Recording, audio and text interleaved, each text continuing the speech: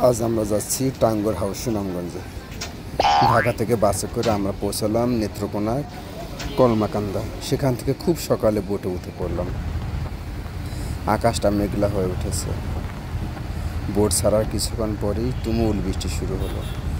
আমরা বোটের জানালা দিয়ে প্রাকৃতিক সৌন্দর্যে ভরপুর অফুরন্ত জলের বিস্তার, হাওরের পাশ দিয়ে ছোট ছোট গ্রাম, বাঁশের ঝোপ, গরু ছাগল চড়ানো গ্রামের মানুষ, হাওরে পানিতে অর্ধ ডুবন্ত গাছপালা, ঝাঁকে ঝাঁকে হাঁস পাখি ডুব দিয়ে মাছ ধরা, সব মিলিয়ে এক শান্ত স্নিগ্ধ দৃশ্য মন ভরিয়ে দেয়। মনে হচ্ছে প্রকৃতির বিশাল আঁকাবাঁকা ছবির ভিতর দিয়ে আমি যাচ্ছি সীমাহীন কোনো পথে। অপরূপ প্রকৃতি দেখতে দেখতে আমরা টাঙ্গুয়ার হাওরে চলে এলাম। আমরা এখনও ওয়াচ টাওয়ারে উঠবো। ওয়াচ টাওয়ার থেকে আমরা একটু লাফঝাপ করবো। অনেক দিন এরকম খোলামেলা পরিবেশে গোসল করা হয় না, পানিতে ভেজা হয় না। পানিটা এত সুন্দর, একদম ঝর্ণার পানির মতোই ঠান্ডা, গাটা পুরো শীতল করে দেয়। আমি ভাসছি, মনে হয় সমুদ্রতে ভাসছি।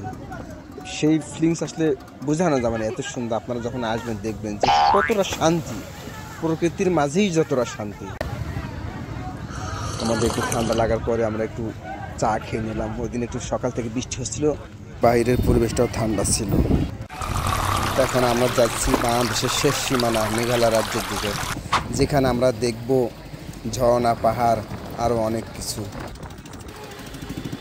পানিতে ভাসতে ভাসতে আর মুক্ত হাওয়া খেতে খেতে আমরা পৌঁছে যাচ্ছি মেঘালয় রাজ্যের দিকে, যেখানে পাহাড়, সারি সারি পাহাড়ের উপরে মেঘ ভেসে আছে।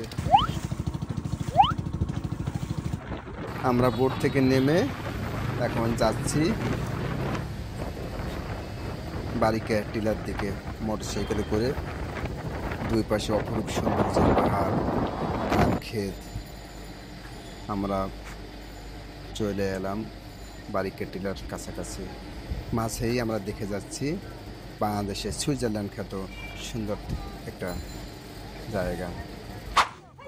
বারিকা টিলা আপনি দেখতে পারবেন বাংলাদেশ এবং ইন্ডিয়ার একটা পিলার, যেখানে এক পাশে বাংলাদেশ, এক পাশে ইন্ডিয়া। আপনি এখানে গিয়ে দুই দেশের স্বাদ নিতে পারবেন। পাশে বিশাল একটা বড় পাহাড়, জাদুকাটা নদী, যেখান থেকে আপনি দেখতে পারবেন প্রকৃতির অপরূপ সৌন্দর্য। জাদুকাটা নদীর ওপাশে আছে সারি সারি পাহাড়, যেখানে আছে অনেক প্রবাহমান ঝর্ণা। বারিকা টিলা থেকে ঝর্ণা, জাদুকাটা নদী দেখে আমরা এখন ব্যাক করব। ফেরার পথেই একটা সুন্দর ঝর্ণা আছে, যে ঝর্ণাটা আসলে ইন্ডিয়া থেকেই আসা, ইন্ডিয়ার ঝর্ণা। কিন্তু আমাদের বাংলাদেশ সীমানা হয়, এখানে বেশিরভাগ মানুষই বাঙালি, যারা আমরা ঝর্ণায় গোসল করি। এখানে ইন্ডিয়ানদের আগমন কম। প্রথম ভেবেছিলাম ঝর্ণায় ভিজবো না, শুধু একটু পানি ধরে এনজয় করে চলে আসবো। পরে ঝর্ণা দেখে আসলে গোসল না করে আর পারলাম না। আমরা কিছুক্ষণ ঝর্ণায় ভিজলাম, বন্ধুরা ভিজবে, ঠান্ডা পানি, খুবই ভালো লাগে। ঝর্ণা দেখে আমরা এখন যাচ্ছি লেকে। ভ্রমণ করে আমরা ফিরবো আবার ঢাকার উদ্দেশ্যে করে। আমরা এখন আছে নাদিরি লেকে, যেখানে পানি নীল পানি। নীল পানি দেখতে যেতে হলে অবশ্যই আপনাকে এখানে আসতে হবে। চারপাশে সুন্দর পাহাড়, পাহাড়গুলো বেশিরভাগই পাথরের, যেখান থেকে পাথর না থাকলে তো সেই পাহাড় থেকে ঝর্ণা হয় না। এই জন্য এই পাথরগুলাই বেশি পাহাড়ের গায়ে লেগে আছে। সারি সারি বড় বড় পাহাড়ের গায়ে হেঁটে আছে।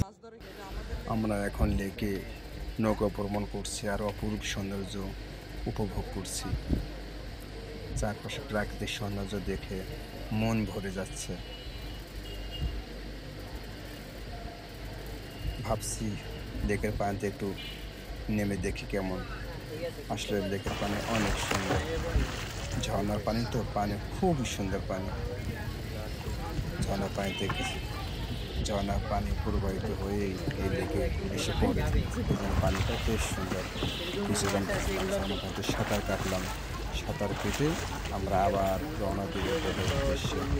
বোট আমাদের লেকের সাথেই, লেকের পাশেই আমাদের বোট। আমরা বোটে অলরেডি উঠে পড়েছি, কিছুক্ষণের মধ্যে আমরা আবার ঢাকার উদ্দেশ্যে রওনা দেব। আপনারা আমাদের সাথে থাকবেন, আবার দেখা হবে ইনশাআল্লাহ। আল্লাহ হাফেজ।